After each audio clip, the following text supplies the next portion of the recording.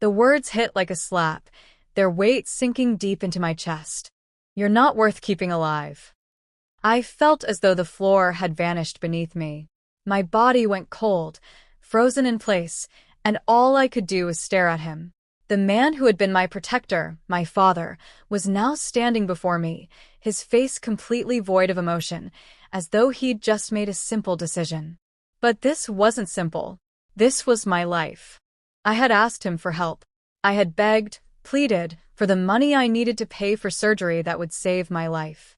I was sick, with a rare condition that had no cure except for the surgery, and without it, I wouldn't survive much longer.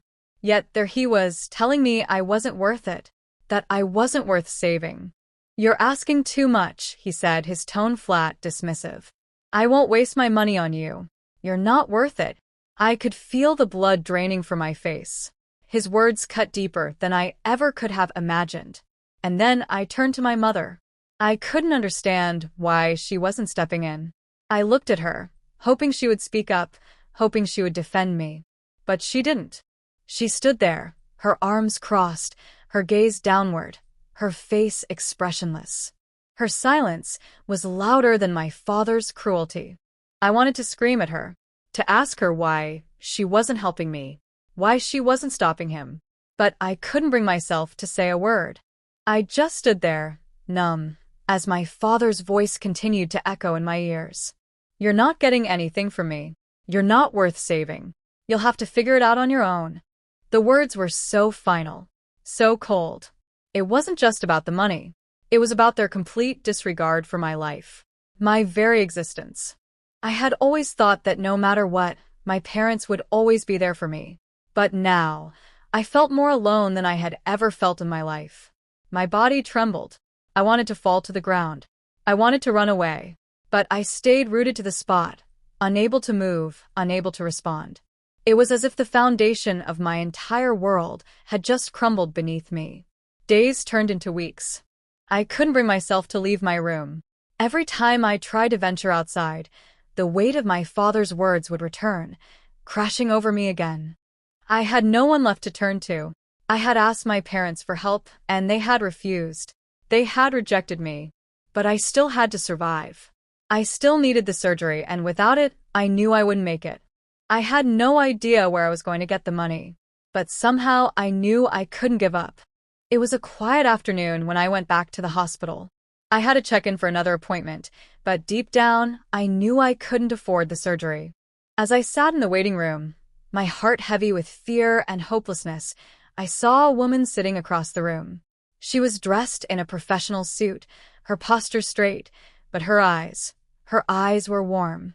She looked at me and smiled, a soft, comforting smile that seemed out of place in that sterile environment. "Are you Emily?" she asked. I nodded, unsure of who she was. "I'm Naomi Parker," she said, standing up and walking toward me. "I've heard about your situation. I'm here to help." I didn't understand. Who was this woman? How did she know about my situation? But before I could ask, she handed me a check. "I'm giving you this," Naomi said softly. "It's enough to cover the surgery and more. You don't need to worry anymore. You deserve this chance." I was in shock. I couldn't believe it. A complete stranger was offering me the money that my parents had refused to give. She had no obligation to me, and yet here she was, saving my life. "I don't know what to say," I whispered, tears threatening to spill from my eyes.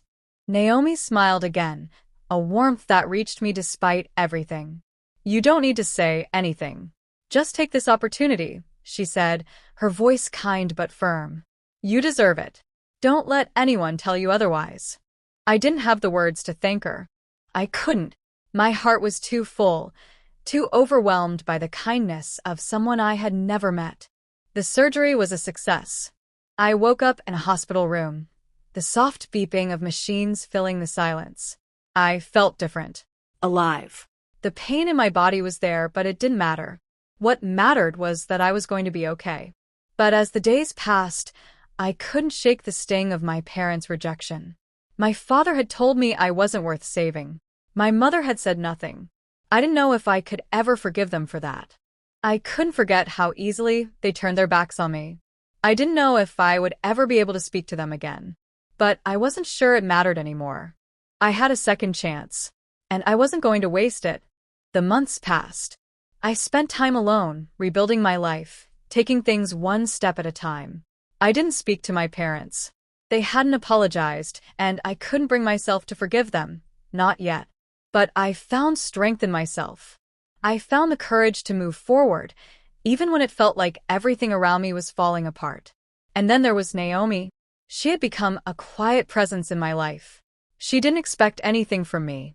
She just wanted to help, and for that, I was grateful beyond words.